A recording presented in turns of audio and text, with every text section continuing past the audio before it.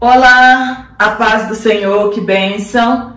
Já estamos na lição de número 4, como temos aprendido com a palavra de Deus. Esse trimestre está sendo um diferencial em nossas vidas, muito contemporâneo, e a igreja precisa sim se revestir, se resguardar de todos os acontecimentos seculares, porque senão não teremos condição de reafirmar as doutrinas bíblicas. Nós precisamos saber de onde as infiltrações vêm para que a igreja possa velar pela palavra de Deus, pela sã doutrina.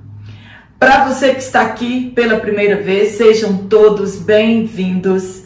Sou Jane Martins de Souza, sou professora e também superintendente de escola bíblica dominical. E para mim é uma satisfação muito grande ter você aqui semanalmente no meu canal. Sou muito grata a Deus por contribuir com alguns dos irmãos. É claro que não conseguimos ajudar a todos, mas fico feliz de ajudar alguns irmãos. Nós que somos professores precisamos realmente de muitos subsídios para que possamos levar mais aprendizado para as nossas EBDs, também para o nosso conhecimento próprio, né? Nós precisamos também conhecer e levar este conhecimento, né? Transferir conhecimento para a nossa sala de aula.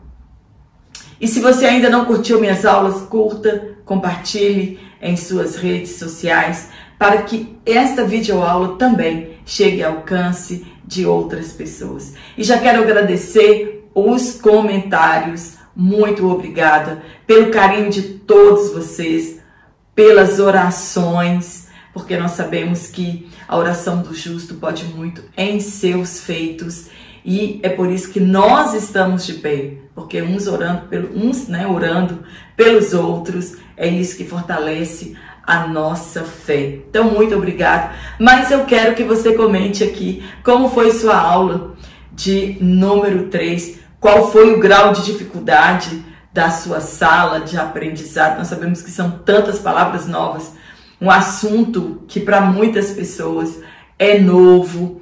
Então as pessoas, infelizmente alguns, têm dificuldade de assimilar o conhecimento durante a aula. E o tempo é muito pouco. Eu digo que 1h30 é muito pouco para transferirmos, né, um estudo desta grandeza, de tantas passagens bíblicas que precisam ser lidas, mas nós não conseguimos. Mas, pelo menos, os objetivos, eles devem ser alcançados em nossa sala de aula. E hoje, na lição de número 4, nós vamos falar quando a criatura vale mais que o Criador. O texto que foi tomado por base para nós estudarmos esta aula está em Romanos capítulo 1, versículo 18 ao 25. Te aconselho que leia todo o capítulo até o versículo 32 para que você fique mais inteirado do que o apóstolo Paulo quis dizer para a igreja do século I e também para a igreja da atualidade. Nós poderíamos indagar da seguinte forma: quando a criatura vale ou valeu mais do que o Criador? A nossa resposta é nunca. Nunca valeu e nem valerá mais do que o Criador. Mas as novas teologias, as novas ideias, elas trazem em si, né, uma das características é essa, que a criatura vale mais do que o Criador. Então nem a criação, nem a criatura nunca terá valor maior do que o Criador.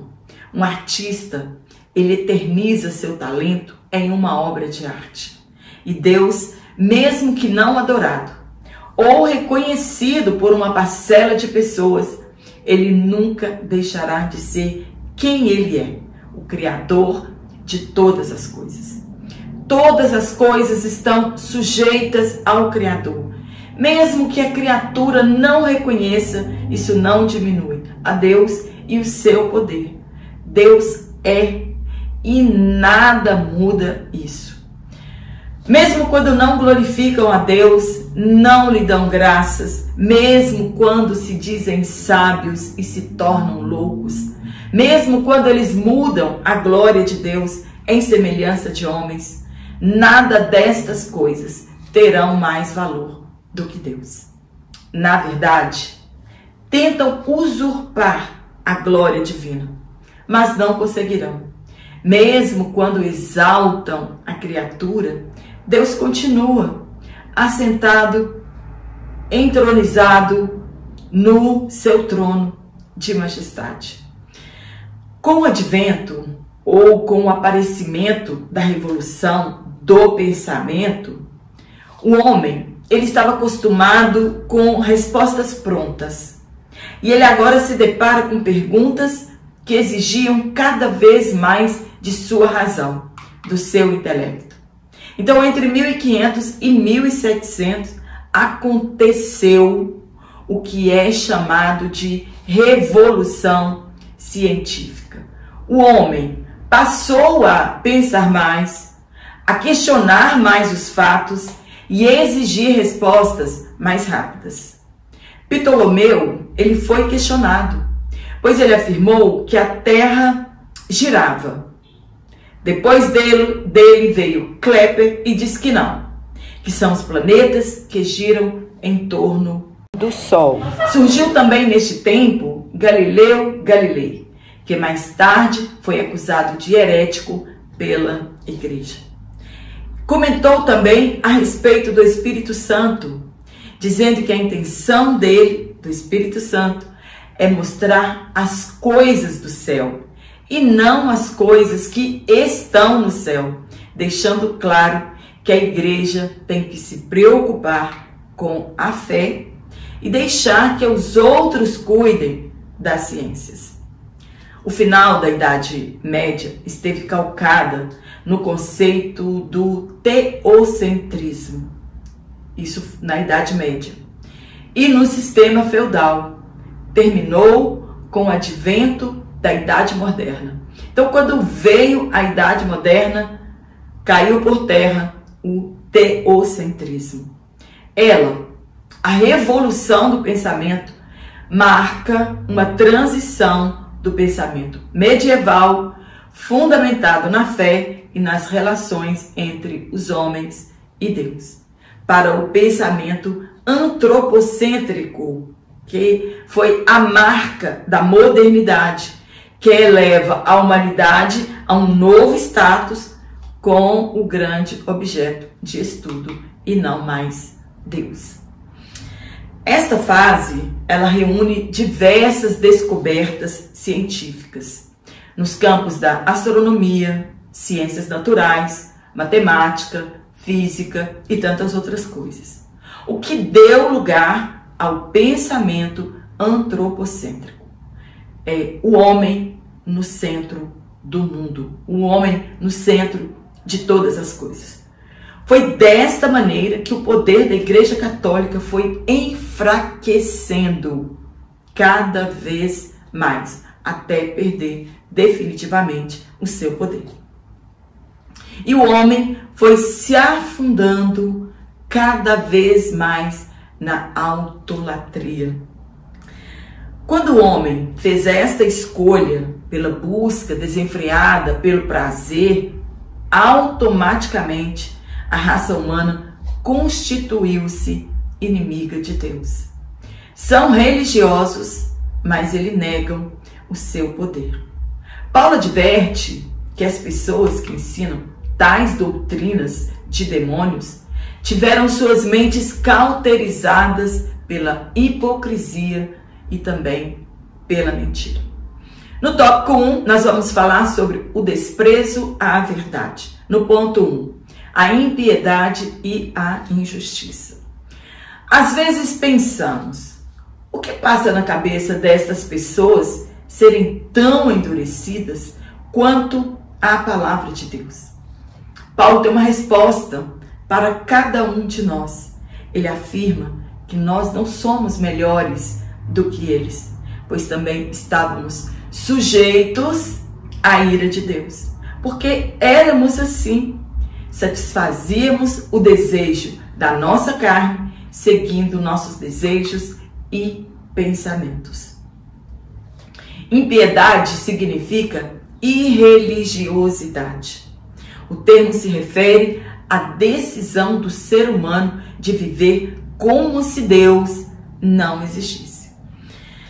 É tudo que é maligno ou falso diante de Deus. É todo aquele que chama mal de bem. Afirmam ser inútil temer a Deus, visto que nada acontece.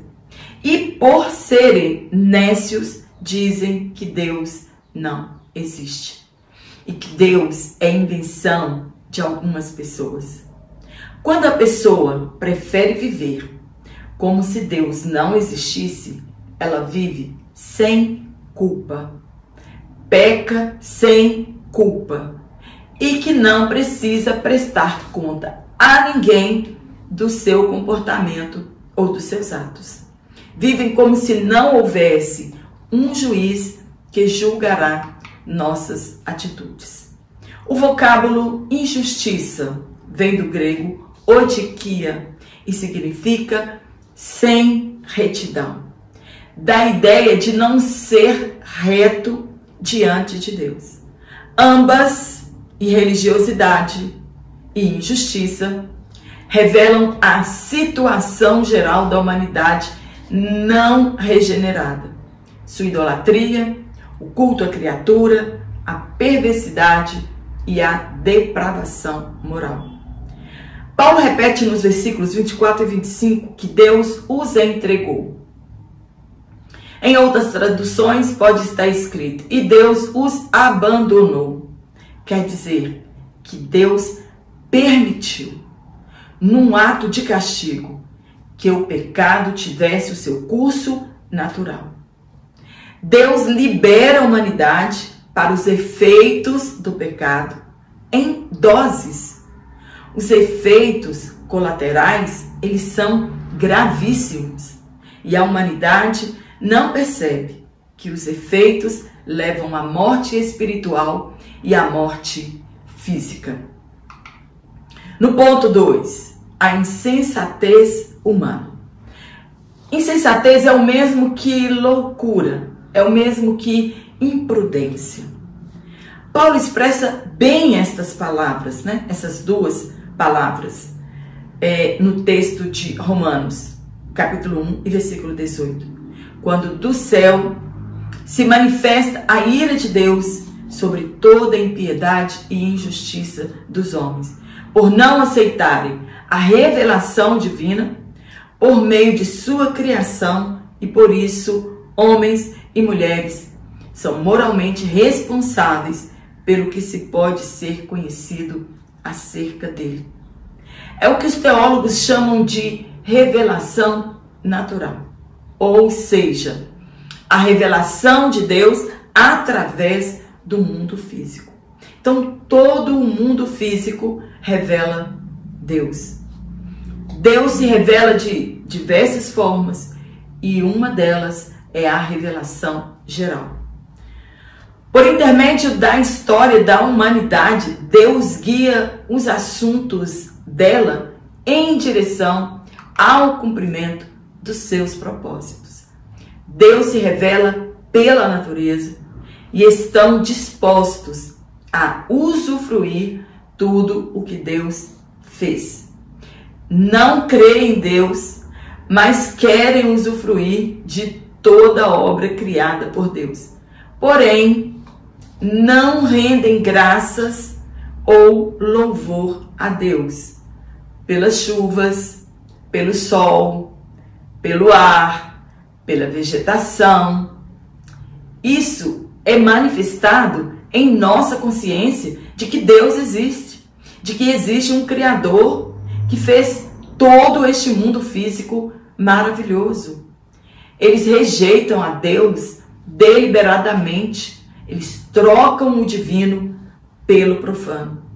Agem como se eles fossem divino e desprezam o Criador. Suas ideologias, que atribuem a origem das ideias humanas às percepções sensoriais do mundo externo rejeitam, pervertem e substituem a verdade de Deus pelas mentiras do homem, e dessa insensatez resulta a idolatria e a perversão moral, fruto da obra da carne, imoralidade, impureza e libertinagem.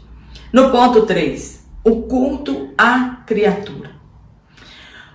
Como o homem se rebaixou ao deixar de adorar o Criador para adorar a si mesmo, para adorar insetos e animais. O que é o ídolo? Ídolo é tudo aquilo que se coloca no lugar de Deus ou acima dele. A ira de Deus não é como a nossa, explosiva, mas gradual, e vai sendo liberada aos poucos à medida que a humanidade se aprofunda no pecado e vão recebendo em si os efeitos do pecado. Ninguém ficará inexcusável diante de tudo que foi criado por Deus. Tudo revela Deus como Criador. Então ninguém vai chegar com a desculpinha no juízo final de que, ó Deus, eu não sabia que o Senhor existia. Tem a revelação natural, tem a revelação geral. Então quem criou todas estas coisas? Somente o Deus Criador de todas elas. Quantos homens pensam que podem ser superiores a Deus, dizendo-se sábios, eles se tornam loucos. Como alguém pode dizer que ele é mais sábio do que Deus? É claro que essa sabedoria é loucura. Eles são reduzidos a um estado inferior. Mesmo conhecendo a Deus, e eles sabem ser Deus o Criador, entretanto, eles rejeitam a verdade e se tornam ingratos. Não glorificam a Deus. Quando o homem foi criado, ele não foi criado ignorante e depois foi adquirindo conhecimento. Mas pelo contrário, desde o início, ele teve a revelação do poder e da sabedoria divina. O pecado é que reduz a sabedoria do homem até que ele se torne ignorante. Preferem se curvar diante dos filósofos. Cada época surgem novas teologias, novos filósofos com ideias que levam as pessoas para longe de Deus.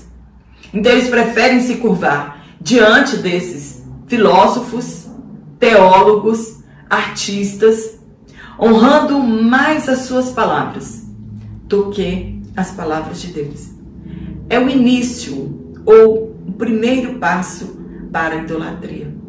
Infelizmente, muitos crentes dizem assim: você viu o que o pregador fulano de tal disse a respeito deste assunto? E as pessoas não mais dizem: você viu o que está escrito nas escrituras sagradas? Os teólogos da atualidade têm mais credibilidade do que a própria palavra de Deus, do que as próprias doutrinas bíblicas. Eles adoram toda espécie de animais, ao invés de adorar a Deus. A filosofia do movimento da nova era, ela advoga um potencial divino em cada ser humano. Então, cada pessoa tem um potencial divino, dizendo que cada ser humano se torne o próprio criador de sua realidade. Tudo começou no Jardim do Éden, quando o primeiro casal desejou ser como Deus, dono da sua vida e da sua realidade. O pecado arruinou a imagem de Deus na qual foram criados. Tentaram ser Deus, comendo o fruto proibido. a rebelião contra Deus, transformam o homem em um ser depravado, aprofundado na corrupção moral. Eles mudam ou trocam a glória de Deus ou a sua majestade por imagens ou semelhanças de coisas criadas. Tanto pode ser do homem ou do animal. Imagina uma pessoa adorar ratos ao invés do Criador. Adorar um mortal ao invés de adorar o Deus eterno. Adorar uma vaca, adorar o sol, adorar a lua. Tudo criado por Deus. Preferem adorar estas coisas do que adorar ao Criador. Adorar imagens de esculturas ao invés de adorar Deus na beleza da sua santidade. Na religião, o ser criado, ele é cultuado. Nas ciências e matéria, é colocada acima de Deus. Na sociedade, o artista, um político ou um líder religioso. O Papa é adorado. Mas tem líder destas igrejas neopentecostais que também são adorados e aceitam a adoração. Os artistas gospel são idolatrados pelos crentes. Eles agem como se fossem super estrelas. A idolatria é uma afronta ao Criador. E a Escritura afirma que o pior de tudo é que, além de se rebelarem, incentivam outras pessoas a fazerem o mesmo e aplaudem os que assim procedem.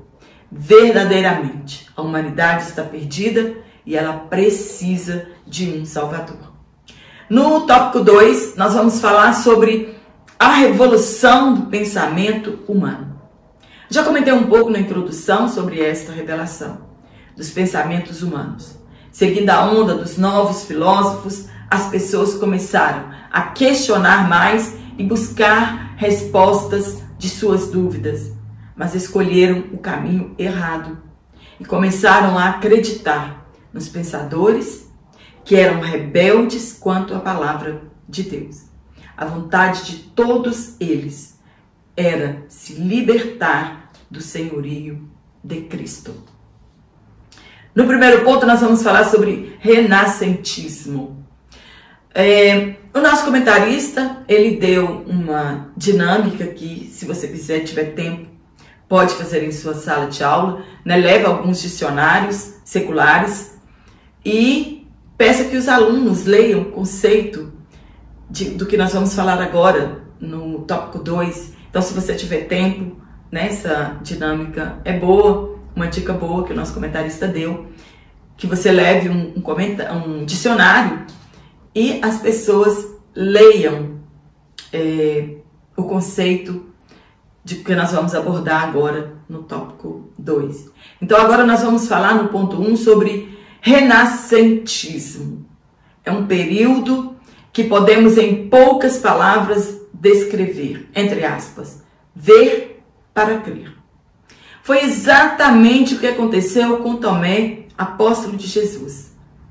Ele disse que queria ver as marcas da crucificação de Jesus para que ele cresce, né? Para que ele cresce realmente que Jesus havia ressuscitado. Uma fé alimentada pela comprovação científica. Se for provado pela ciência, eu acredito, dizem alguns. Jesus disse que feliz é aquele que não vê, mas ele crê. Então hoje nós sempre assistimos reportagens de eles tentando provar se realmente houve o dilúvio, né? A arqueologia quer provar isso, a ciência quer provar isso, se realmente houve, o que aconteceu, se eles já acharam fragmentos, enfim.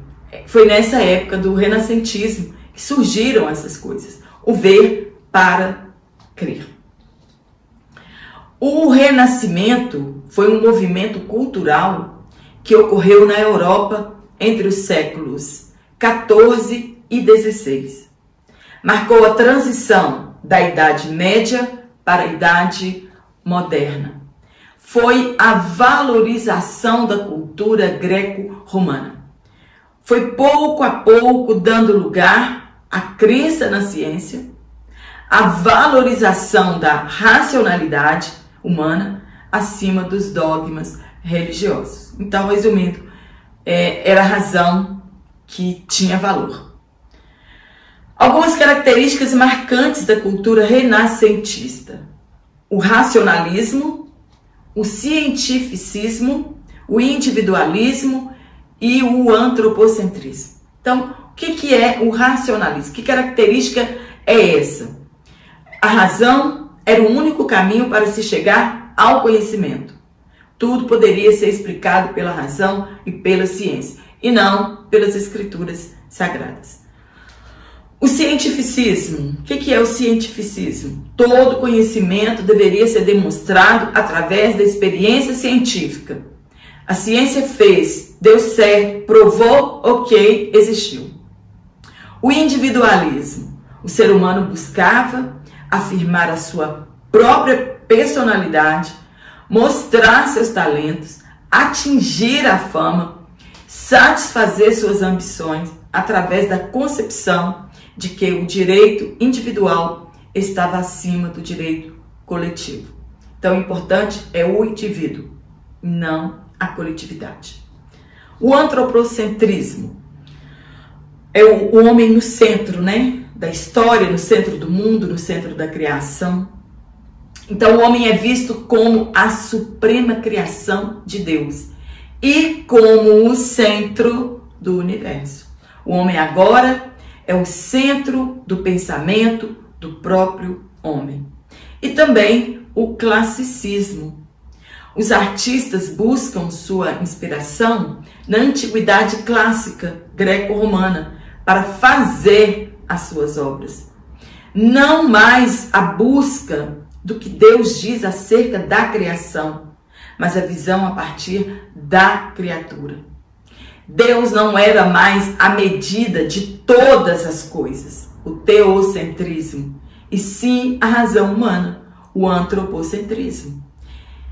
A partir deste movimento do classicismo, surgiram outros movimentos filosóficos, a secularização da cultura, e abriu-se espaço para o racionalismo e o ceticismo. E daí surgiu o humanismo. No ponto 2, vamos falar sobre o humanismo. O que é humanismo? O humanismo foi um movimento intelectual iniciado na Itália no século XV, com o Renascimento, que nós já falamos, e difundido por toda a Europa, rompendo com a forte influência da igreja. Então eles romperam com a igreja e do pensamento religioso da Idade Média. O teocentrismo, então, cedeu lugar ao antropocentrismo, passando o homem a ser o centro do interesse. Em um sentido amplo, humanismo significa valorizar o ser humano e a condição humana acima de tudo. Está relacionado com generosidade, compaixão e preocupação em valorizar os atributos e realizações humanas. O humanismo procura o melhor nos seres humanos, sem se servir da religião. Para este movimento, a ética e a moral dependem do homem e não de Deus. Então, é relativo. Eles não acreditam que um novo nascimento e a regeneração depende do Espírito Santo. E se o homem desejar ser bom, depende somente dele. Tentam desconstruir os livros sagrados. E hoje encontramos pessoas que tratam a Bíblia como um livro qualquer. Eu vi no YouTube um homem famoso em sua área de perito, criminalista, fazer suas necessidades em cima da Bíblia Sagrada, jogada no chão. Eles desprezam por completo e tentam destruí-la e desconstruí-la. De positivo, só tem a valorização do indivíduo. Mas isso não é uma bandeira própria do humanismo. A Bíblia Sagrada possui um arcabouço, quer dizer, um conjunto de concepções de liberdade e de igualdade para o homem, que antecedem muitos direitos que apareceram no tempo moderno. Eles acreditavam que esta ideia era deles. A Bíblia ensina igualdade entre as raças, classes sociais e de gênero. A Igreja de Atos é um exemplo de igualdade para nós. No ponto 3, o iluminismo e o pós-modernismo. O iluminismo foi um movimento filosófico e intelectual que aconteceu entre os séculos 17 e século 18 na Europa, em especial na França. Os pensadores iluministas defendiam as liberdades individuais e o uso da razão para validar o conhecimento. Você já percebeu que todos os movimentos espirituais começaram lá na Europa, né? O Espírito Santo, o batismo no Espírito Santo, a evangelização mundial, o crescimento da igreja começou de lá, mas que também a filosofia, né, para contrariar a palavra de Deus, desconstruir a palavra de Deus, também começou de lá. Também chamado de século das luzes. Os pensadores iluministas, eles defendiam as liberdades individuais e o uso da razão para validar o conhecimento. Também chamado de, entre aspas, século das luzes. O movimento iluminista, ele representa a ruptura do saber eclesiástico, isto é, do domínio da Igreja Católica, né, o domínio que a Igreja Católica exercia sobre o conhecimento. Então, houve uma ruptura ali com o iluminismo. E aí ele dá lugar ao saber científico, que é adquirido por meio da racionalidade. O iluminismo é um movimento da Idade Moderna que rompeu com o teocentrismo, doutrina que coloca Deus no centro de tudo. Então o iluminismo rompeu definitivamente com o teocentrismo e passou a ver o indivíduo como o centro do conhecimento. Ao contrário do que se pregava a religião, os intelectuais iluministas defendiam que o homem era o detentor do seu próprio destino e que a razão deveria ser utilizada para a compreensão da natureza humana. Se distanciaram de Deus. Quais foram as principais ideias iluministas? Fim do domínio da igreja sobre o conhecimento, razão como propulsor do saber, então a racionalidade, e o indivíduo como centro do conhecimento, o antropocentrismo. E romperam com a igreja e romperam também com o teocentrismo. Voltaire, que foi de 1694 a 1778, ele foi um grande pensador iluminista, né? Um deles, porque foram diversos. Voltaire é o pseudônimo de François-Marie Arouet. Gente, eu não falo francês, né? Mas foi um filósofo francês, membro da burguesia. Crítico, ardoroso do absolutismo e do poder exercido pela Igreja Católica. Ele tinha como pilar de sua filosofia a liberdade de expressão e de pensamento. Olha de onde essas coisas vêm surgindo. Do pensamento humano, diabólico com certeza. Pós-modernidade é um conceito que representa toda a estrutura sociocultural desde o fim dos anos 80 até os dias atuais. Em suma, a pós-modernidade consiste no ambiente em que a sociedade pós-moderna está inserida, caracterizada pela globalização e domínio do sistema capitalista. vários autores dividem a pós-modernidade em dois principais períodos. A primeira fase teria começado com o fim da Guerra Mundial e se desenvolvido até o declínio da União Soviética, que foi o fim da Guerra Fria. Já a segunda fase e derradeira etapa teve início no fim da década de 1980, com a quebra da bipolaridade vivida no mundo durante a Guerra Fria. Então, o mundo foi dividido, né, em dois apenas. Então, as características de destaque.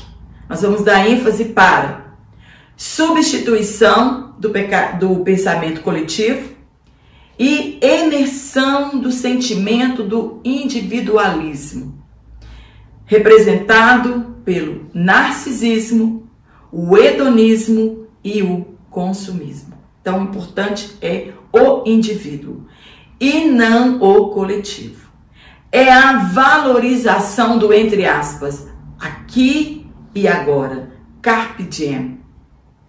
A hiperrealidade, que é a mistura entre o real e o imaginário, principalmente com o auxílio das tecnologias e ambientes online. Hoje, nós estamos já vivenciando, né, um grande perigo nas redes sociais, que é a inteligência artificial. Então, eles criam sua voz, a sua imagem, eles criam tudo para você. Nós já estamos partindo daqui para um outro avanço, né, que provavelmente nós vamos falar em alguns estudos futuros, que é a inteligência artificial e que é muito perigosa para nós. Subjetividade. Nada é concreto e fixo. A ideia antes tida como verdadeira passa a ser interpretada apenas como mais uma no conjunto das hipóteses. O multiculturalismo e a pluralidade é fruto da globalização e a mistura entre características típicas de cada cultura. Por exemplo, fragmentação, mistura e união de vários fragmentos de diferentes estilos, tendências, culturas. Então, tudo se mistura e as culturas vão se misturando. Descentralização, banalização ou ausência de valores, ausência de regras e valores, né? Banalizam e está sem regras e valores. Hoje a sociedade ela está banalizando os valores cristãos da Bíblia Sagrada e nós estamos vivendo um mundo de ausência de regras e de valores. O individualismo é cada um para si. A pluralidade, você pode ser quem você quiser ser e fazer o que você tiver vontade de fazer. Choque e mistura entre o real e o imaginário, que é chamado de hiperreal, e a liberdade de expressão. Os estudos feitos por Bauman em 1925-2017 sobre a pós-modernidade e suas consequências, porque tudo traz consequência para o indivíduo, são considerados um dos mais significativos, seja no campo sociológico ou filosófico.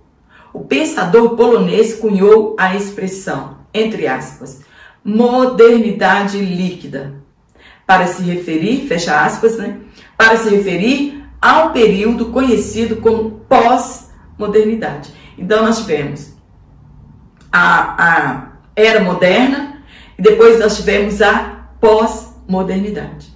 Então, que surgiu que esse termo da modernidade líquida. Para Bauman, as relações sociais na pós-modernidade são muito efêmeras, passageiras, ou seja, assim como se constroem facilmente, tendem a ser destrutivas com a mesma facilidade. Banalizam tudo. Os relacionamentos são mantidos através das redes sociais, né? Isso que é modernidade líquida. Tudo é muito passageiro, vai com facilidade, assim como vem com facilidade, também vai com facilidade. Então, os relacionamentos são mantidos através das redes sociais, da internet, e que é um bom exemplo do princípio da fluidez das relações contemporâneas. Então, hoje as relações das pessoas são assim, frágeis, e como vem fácil, também vão facilmente. Antes, as relações, elas eram sólidas, agora elas são líquidas. Isso quer dizer que os valores absolutos tornaram-se relativos. Assim como os líquidos não possuem uma forma e podem, entre aspas, deslizar com mais facilidade de um lado ou para outro de um jarro, por exemplo, desta forma também podem ser descritos os comportamentos. Hoje as pessoas pensam uma coisa, amanhã eles já mudam para outra coisa. Hoje esse comportamento está ok, amanhã ele já não tem nenhuma validade. Então, dessa forma também podem ser descritos os comportamentos e valores humanos da sociedade globalizada.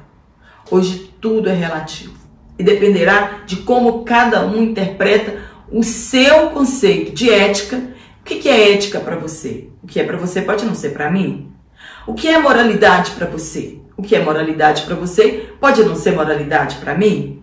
O que é pecado para você? O que é pecado para você pode não ser para mim. O comportamento e tantas outras coisas. Então hoje, como indivíduo, tem o conceito de determinados assuntos. Os dois imperativos que marcam este movimento é o hedonismo e o narcisismo. O bem-estar individual é o mais importante. E as pessoas, ao invés de adorar a Deus, de amar as pessoas e de usar coisas, inverteram a ordem.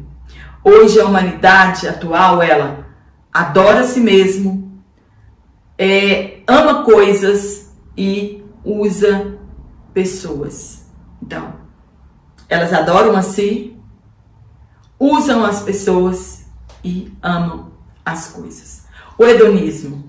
O hedonismo, ele consiste em uma doutrina moral em que a busca pelo prazer é o único propósito da vida. Isso que é hedonismo, é a busca pelo prazer.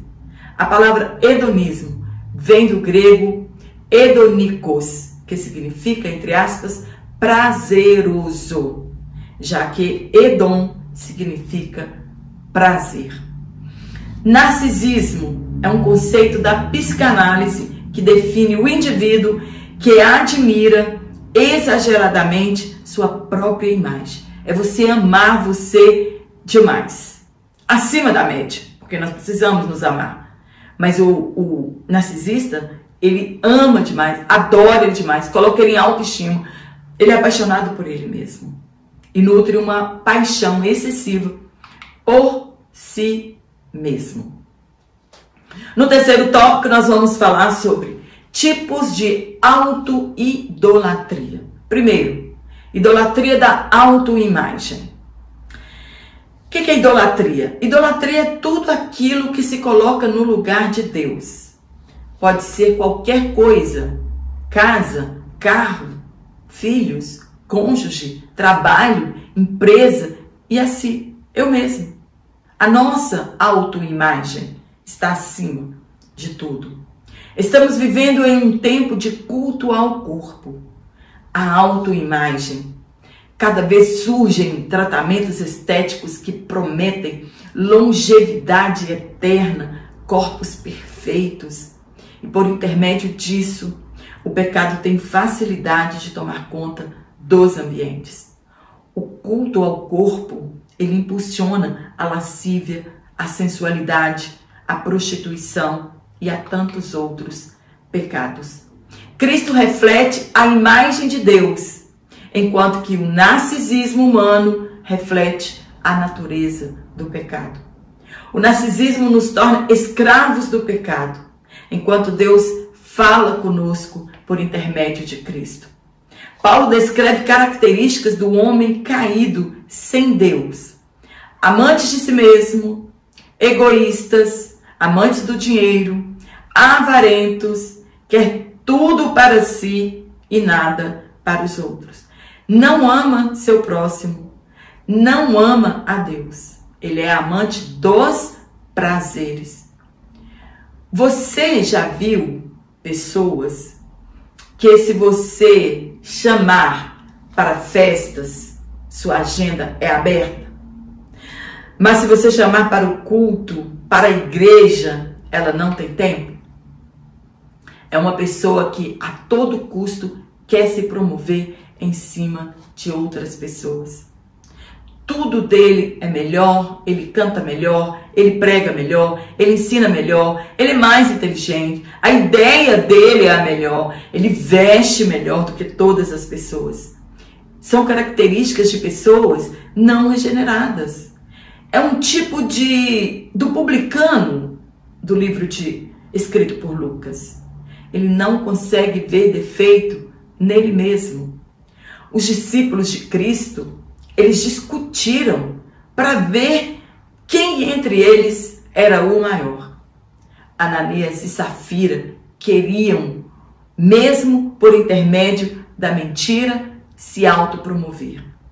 João Batista, ele nos dá um exemplo perfeito, o qual é necessário que eu diminua para que Jesus Cristo apareça. A primazia é de Cristo e não do homem. Lembrando a você que eu vou deixar aqui o link do meu WhatsApp, do meu Instagram, se você quiser me seguir em minhas redes sociais, e um banner, como você faz para adquirir este comentário. Você pode ser um assinante trimestral, você vai pagar o valor de R$25, vai receber todas as lições semanalmente, ou você pode comprar somente aquele PDF em que você vai lecionar. O PDF é exatamente esta aula que eu leciono aqui. Somente em algumas aulas que eu mando algumas coisas diferentes que eu não posso colocar aqui no YouTube, então eu mando para as pessoas que adquirem o PDF. Então, você fala diretamente comigo. Então, aqui na descrição desta aula, você vai ver o link do meu WhatsApp e você pode saber também mais informações a respeito de como adquirir este PDF.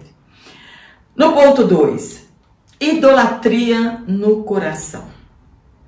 É do coração que procede todas as coisas e por isso devemos guardá-lo. O coração se refere às nossas emoções, à vontade e ao centro de toda a personalidade. A tristeza, a raiz de amargura, todos os nossos sentimentos ficam alojados lá. Não estamos aqui tratando do coração que pulsa, que adoece, que pode ser transplantado, mas o coração que é a sede de nossas emoções. Dele procedem os homicídios, os adultérios, as mentiras, as imoralidades, as vaidades e as idolatrias que Deus condena. Muitos honram a Deus com os lábios, porém o seu coração está longe de Deus. O que devemos guardar no coração é a palavra de Deus, e não a soberba, as superstições, o prazer pessoal, o apego aos bens materiais. Se não escondermos e se não escrevermos a palavra de Deus em nosso coração, seremos presas fáceis da idolatria. Coração não é lugar de guardar mágoa, ressentimento, vingança, ódio, raiz de amargura. É lugar de habitação do Espírito Santo. No ponto 3, idolatria sexual. Então nós já falamos sobre a auto-idolatria, a idolatria no nosso coração, e agora nós vamos falar sobre a idolatria sexual. Mas será que tem gente que tem o sexo, a imoralidade, a pornografia como Deus em sua vida? Sim, tem. Porque muitos não têm controle dos seus impulsos sexuais. É o que nos domina, é que tem primazia em nossos pensamentos. É o que consumimos que fala quem somos. Se somos adeptos à modernidade, aos pensamentos dos cristãos progressistas, o que regerá a nossa vida será a sensualidade, a imoralidade sexual, os desejos pecaminosos, os pensamentos perniciosos, a lascívia. Todos são obras da carne. É o altar da idolatria sexual edificado em nosso coração. Tem pessoas que só pensam. Ah, mas são as pessoas lá do mundo. Não, tem pessoas que estão inseridas na igreja local e que elas só pensam em imoralidade sexual. Elas só pensam em sexo, em pornografia. Coleciona materiais pornográficos. Não se libertam disso e muito menos buscam a ajuda de Deus. E isso no nosso meio cristão. Por fora, um bom crente, mas por dentro, um altar edificado para a imoralidade sexual. Você deve libertar-se disso urgente, ou será julgado com esta geração pecaminosa. Troca-se a adoração a Deus pela perversão e imoralidade sexual. Infelizmente, muitos cristãos sensualizam dentro da igreja corpos marcados ao extremo, no meio dos homens quanto das mulheres. Perdemos o pudor e o temor na casa de Deus. Que Deus tenha misericórdia de nós. A orientação bíblica é que devemos andar no Espírito e sermos guiados pelo Espírito Santo e não cumpriremos os desejos da carne. Amém? Espero ter te ajudado com este comentário. Uma lição realmente muito difícil que exige de você, professor, dedicação durante a semana que você for lecionar. Quero mandar aqui um abraço para todos vocês. Não deixe de comentar na minha aula. O seu comentário ajuda com que o YouTube, mostre a minha aula para outras pessoas, meu vídeo seja sugerido para outras pessoas e possa alcançar outras pessoas. Então você pode curtir essa aula, deve comentar aqui na minha aula para ajudar o meu canal a crescer e chegar ao alcance de outras pessoas. Se você deixou de receber a minha aula semanalmente, desative os sininhos das notificações, conte de 10 a 20 segundinhos, ative outra vez o sininho das notificações e você vai continuar recebendo as minhas aulas.